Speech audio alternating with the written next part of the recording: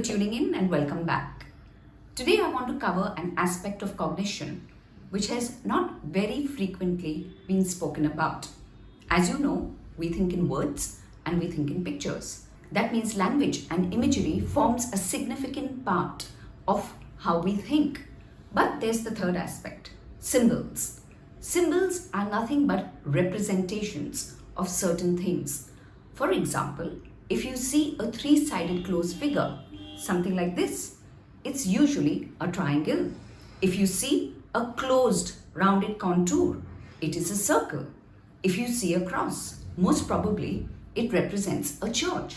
And if you see a red rose, you would probably associate it with love.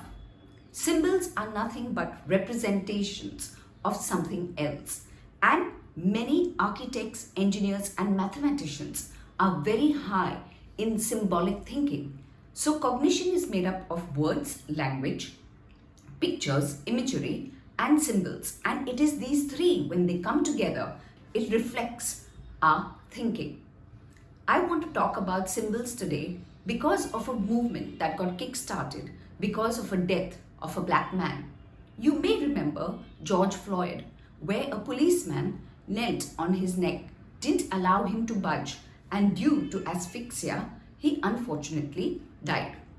Take the knee became a symbol for Black Lives Matter, and it was symbolic of people who wanted to showcase their support against racism.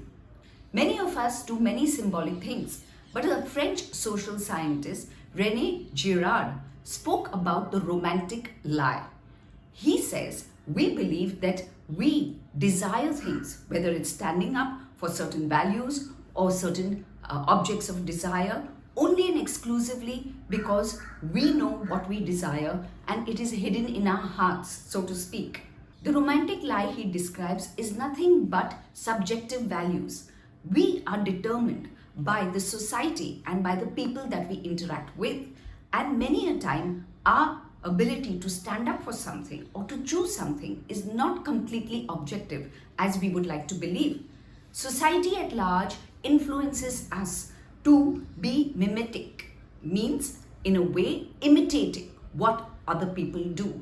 So many a times our symbolic stances of take the knee, for example, where we want to subscribe to the philosophy of Black Lives Matter, is actually nothing but gesture politics, where we are trying to imitate, to mimic society at large because we are desperately wanting to belong. Don't you think it's time that we actually sat with ourselves and understood the mimetic influence in the choices that we make? Isn't it time to be true to ourselves and ask ourselves what we really stand for or sometimes don't stand for? And instead of living a romantic lie, it's time to be possibly brutally honest with who we are and what we want to subscribe to. Stay well, stay safe. Till next week, it's goodbye and thank you. Please write to me at varkha@varkhacholani.com. I would be happy to answer any questions that you may have.